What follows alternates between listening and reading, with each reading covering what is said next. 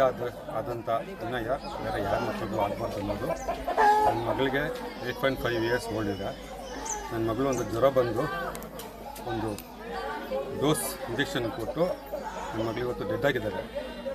ಒಂದು 2 ದಿನದಲ್ಲಿ ಅದು ಡೋಸ್ ಬಂದು ಬ್ಲಡ್ ಎಲ್ಲ ಬಾಡಿಗೆಲ್ಲ ಸ್ಪ್ರೆಡ್ ಆಗಿಬಿಟ್ಟು ನನ್ನ ಮಗಳು ಇವತ್ತು ಬ್ಲಡ್ ವಾಮಿಟ್ ಮಾಡಿಕೊಂಡು ಡೆಡ್ ಆಗಿದ್ದಾರೆ. ಎಷ್ಟು ದಿವಸದಿಂದ ಇತ್ತು ಜ್ವರ? 3 ಡೇಸ್. ಮಂಡೇ ಬಂದು ಸೋಮವಾರ ಬಂದು ನಮಗೆ ಜ್ವರ ಕಾಣಿಸ್ಕೊಂತು. ಅವತ್ತು ನೈಟು ನಾವು ಮನೆಯಲ್ಲಿ ಸಿರಪ್ ಹಾಕಿದ್ವಿ. ಮಂಗಳವಾರ ಬೆಳಗ್ಗೆ ನಾವು ಹಾಸ್ಪಿಟಲ್ ಕರ್ಕೊಂಡು ಹೋಗಿದ್ವಿ. ಸಂತಳ್ಳಿ ಡಾಕ್ಟ್ರ್ ಹೆಸರು ಬಂದುಬಿಟ್ಟು ಶಿವಕುಮಾರ್ ಅಂತ ಹೇಳ್ಬಿಟ್ಟು. ಅವ್ರು ಡಾಕ್ಟ್ರು ಅಲ್ಲಿ ಹೋದ್ಮೇಲೆ ಜ್ವರ ಜಾಸ್ತಿ ಇದೆ ಅಂತ ಹೇಳ್ಬಿಟ್ಟು ಡೋಸ್ ಕೊಟ್ಟಿದ್ದಾರೆ, ಇಂಜೆಕ್ಷನ್ ಕೊಟ್ಟಿದ್ದಾರೆ ಅಂತ. ನನ್ನ ಮಗಳಿಗೆ ಇನ್ನೆಷ್ಟು ಬಡ ಮಕ್ಕಳು ಇದರಿಂದ ಜೀವವನ್ನು ಕಳ್ಕೊಳ್ಬೇಕು, ಇನ್ನೆಷ್ಟು ತಂದೆ ತಾಯಿ ತಮ್ಮ ಮಕ್ಕಳನ್ನ ಕಳ್ಕೊಳ್ಬೇಕು. ನಮ್ಮ ಸರ್ಕಾರ ಏನು ಮಾಡ್ತಾ ಇದೆ ಎಲ್ರಿಗೂ ಗೊತ್ತು.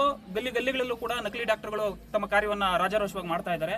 ಗೊತ್ತಿದ್ರೂ ಕೂಡ ಯಾಕೆ ಸರ್ಕಾರ ಕಣ್ಮುಚ್ಚಿ ಕುಳಿತಿದೆ? ಇನ್ನೆಷ್ಟು ಬಲಿದಾನ ಅವ್ರಿಗೆ ಬೇಕು? ಈ ಬಡ ಮಕ್ಕಳನ್ನ ಜೀವಗಳು ಇನ್ನೆಷ್ಟು ಬೇಕು ಅವರಿಗೆ? ಸೊ ದಯಮಾಡಿ ತಾವೆಲ್ಲ ಮೀಡಿಯಾ ಮಿತ್ರರು ಏನಿದ್ದೀರಿ ಎಲ್ಲರೂ ಕೂಡ ಈ ಒಂದು ಸಾವಿಗೆ ನ್ಯಾಯವನ್ನು ದೊರಕಿಸ್ಕೊಡ್ಬೇಕು. ಅವರು ಇಷ್ಟೆಲ್ಲ ಇಶ್ಯೂ ಮಾಡಬೇಕು ಅಂತ ಅನ್ಕೊಂಡಿರೋದೆ ನನ್ನ ಮಗಳು ಆಗಿರುವಂಥ ಅನ್ಯಾಯ ಬೇರೆ ಯಾರಿಗೂ ಆಗುವಂಥದ್ದು ಬೇಡ. ಎಲ್ಲ ಮಕ್ಕಳು ಕೂಡ ನಮ್ಮ ಮಕ್ಕಳು ಎಲ್ಲರೂ